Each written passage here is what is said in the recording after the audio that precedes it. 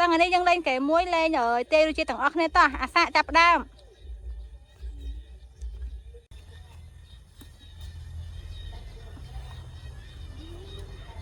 rồi chia đây kế ok thầm thảo vô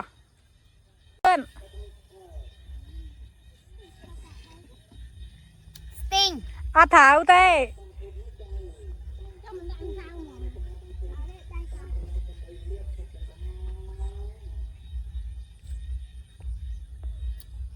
ai đó no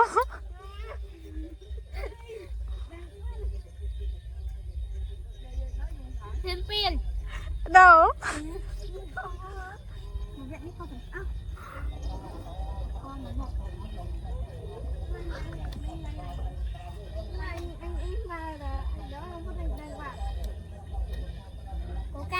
thầm thảo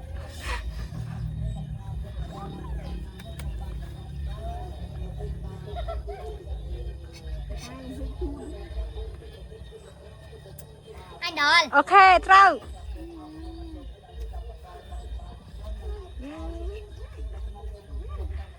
tinh ok vô lôi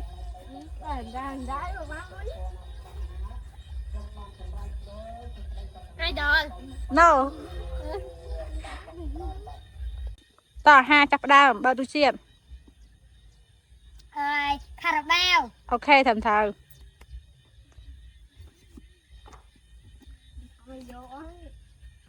ta này bà tam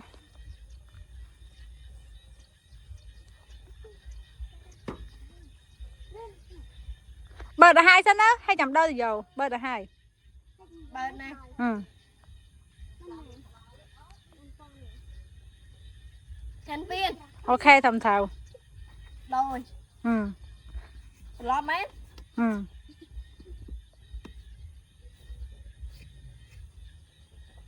cho lên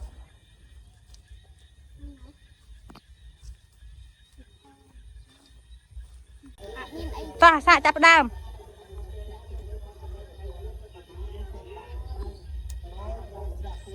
ai ok trâu vô lôi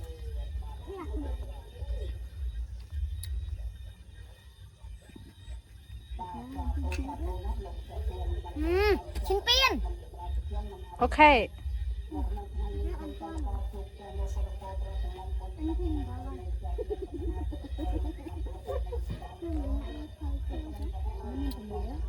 tinh vô lôi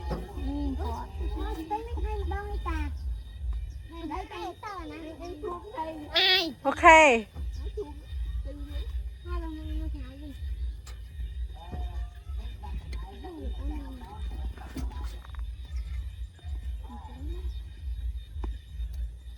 hạt bao no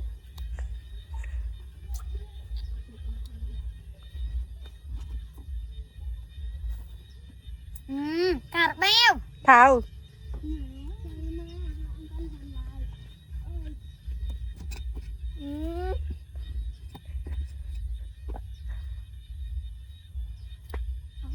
ai đó ok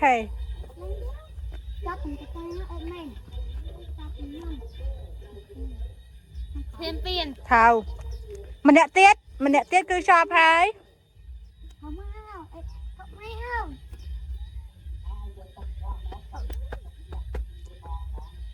ai no